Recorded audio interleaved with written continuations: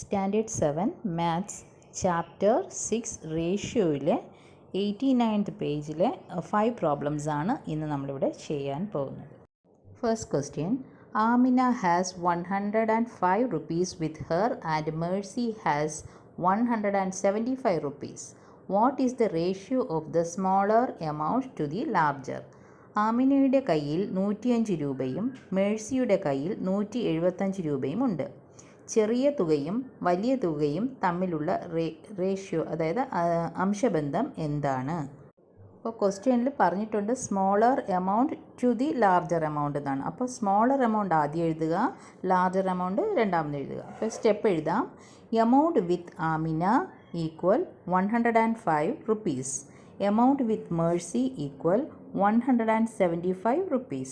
The ratio of the smaller amount to the larger, അപ്പോൾ smaller amount ആണ് ആദ്യം എഴുതേണ്ടത്. 105:175. ഇനി ഇത് 5 കൊണ്ട് നമുക്ക് വെട്ടിപ്പോകും അല്ലേ, ഡിവൈഡ് ചെയ്താൽ മതി. 5 കൊണ്ട് 105നെ ഡിവൈഡ് ചെയ്യുമ്പോൾ 21, 175നെ 5 കൊണ്ട് ഡിവൈഡ് ചെയ്യുമ്പോൾ 35. അപ്പോൾ 21:35. ഇത് വീണ്ടും 7ൻ്റെ ടേബിൾ കൊണ്ട് നമുക്ക് ഡിവൈഡ് ചെയ്യാം. 21 എത്രയാണ്? 3 ടൈംസ് 3. 35 എത്രയാണ്? 7ൻ്റെ ടേബിൾ 5 7s are 35. അപ്പോൾ 5 ആണ്. അപ്പോൾ answer 3:5. Second question, 96 women and 144 men attended a meeting. Find the ratio of the number of women to the number of men. 96 സ്ത്രീകളും 144 പുരുഷന്മാരും ഒരു യോഗത്തിൽ പങ്കെടുത്തു. സ്ത്രീകളുടെ എണ്ണവും പുരുഷന്മാരുടെ എണ്ണവും തമ്മിലുള്ള അംശബന്ധം കണ്ടെത്തുക. അപ്പോൾ സ്റ്റെപ്പ് എഴുതാം. Number of women equal 96. Number of men equal 144. The ratio of the number of women to the number of men. അപ്പം വിമൻ ആണ് ആദ്യം പറഞ്ഞിരിക്കുന്നത്, രണ്ടാമത് മെന്നിൻ്റെതാണ് കാണാൻ പറഞ്ഞിരിക്കുന്നത്. അപ്പോൾ 96:144. അപ്പോൾ 2 കൊണ്ട് ഡിവൈഡ് ചെയ്യാം 96നെയും 144നെയും.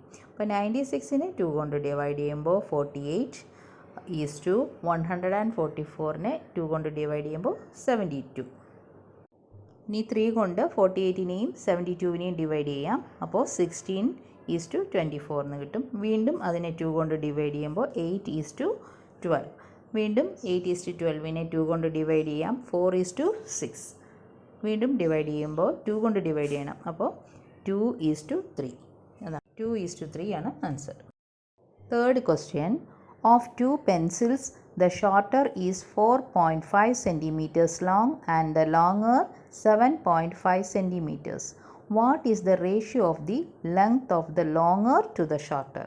2 പെൻസിലുകളിൽ ചെറുതിൻ്റെ നീളം 4.5 സെൻറ്റിമീറ്ററും വലുതിൻ്റെ നീളം 7.5 സെൻറ്റിമീറ്ററുമാണ്. നീളം കൂടിയതിൻ്റെയും നീളം കുറഞ്ഞതിൻ്റെയും അംശബന്ധം എത്ര? സ്റ്റെപ്പ് എങ്ങനെ എഴുതാം?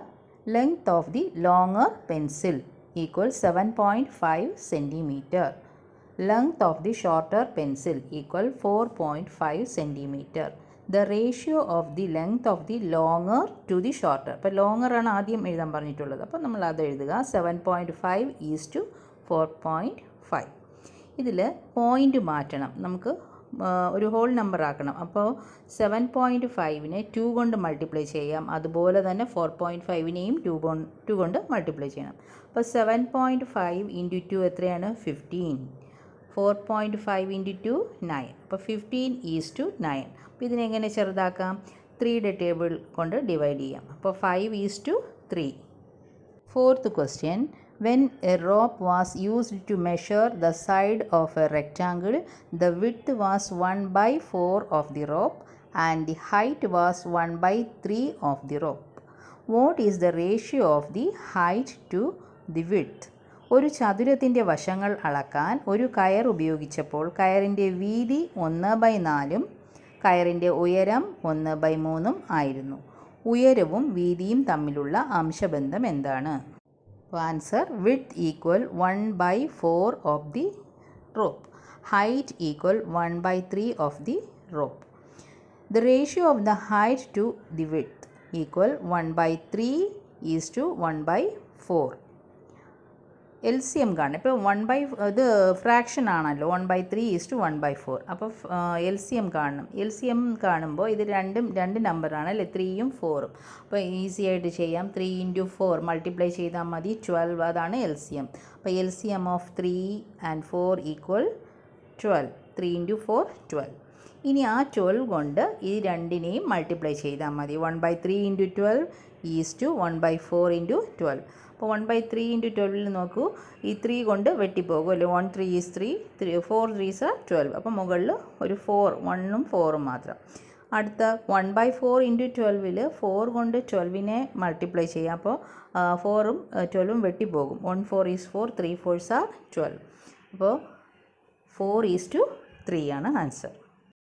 Last problem. 3½ glasses of water would fill a large bottle and 2½ glasses of water could fill a smaller bottle. What is the ratio of the capacities of the larger bottle to the smaller bottle? 3½ glass വെള്ളം ഒരു വലിയ കുപ്പി നിറയ്ക്കുകയും 2½ glass വെള്ളം ഒരു ചെറിയ കുപ്പി നിറയ്ക്കുകയും ചെയ്യും. വലിയ കുപ്പിയുടെയും ചെറിയ കുപ്പിയുടെയും കപ്പാസിറ്റിയുടെ അംശബന്ധം എത്രയാണെന്നാണ് ചോദിച്ചിരിക്കുന്നത്. അപ്പോൾ നമുക്ക് സ്റ്റെപ്പ് എഴുതാം. Capacity of the large bottle equal 3½ അതായത് 3 1/2 അല്ലേ. അപ്പോൾ നമുക്കതിനെ ഇംപ്രോപ്പർ ഫ്രാക്ഷൻ ആക്കാം. 3 2s are 6 + 1 7. അപ്പോൾ 7/2 ആണ് അത്. Capacity of small bottle equal 2 1/2. അപ്പോൾ ആ മിക്സഡ് ഫ്രാക്ഷനെ നമുക്ക് ഇംപ്രോപ്പർ ഫ്രാക്ഷൻ ആക്കുമ്പോൾ 2 × 2 4 + 1 5 5/2. The ratio of the capacities of the larger to the smaller bottle. അപ്പോൾ ലാർജർ ആണ് ആദ്യം എഴുതാൻ പറഞ്ഞിരിക്കുന്നത്. അപ്പോൾ 7/2 = 5/2. ഇതും ഫ്രാക്ഷൻ ആയതുകൊണ്ട് എൽ സി എം കാണാം. എൽ സി എം രണ്ടും 2 ആണല്ലേ. അപ്പം ഒരേ നമ്പർ ആയതുകൊണ്ട് 2 തന്നെയാണ് അതിൻ്റെ L C M. L C M of 2 എത്രയാണ്? 2. അപ്പോൾ 7/2വിനെയും 2 കൊണ്ട് മൾട്ടിപ്ലൈ ചെയ്യണം. അതുപോലെ 5/2വിനെയും 2 കൊണ്ട് മൾട്ടിപ്ലൈ ചെയ്യണം. 7/2 × 2 = 5/2 × 2. അപ്പോൾ 7/2ൻ്റെ ആ താഴെയുള്ള 2ഉം സൈഡിലുള്ള 2ഉം വെട്ടിപ്പോകും.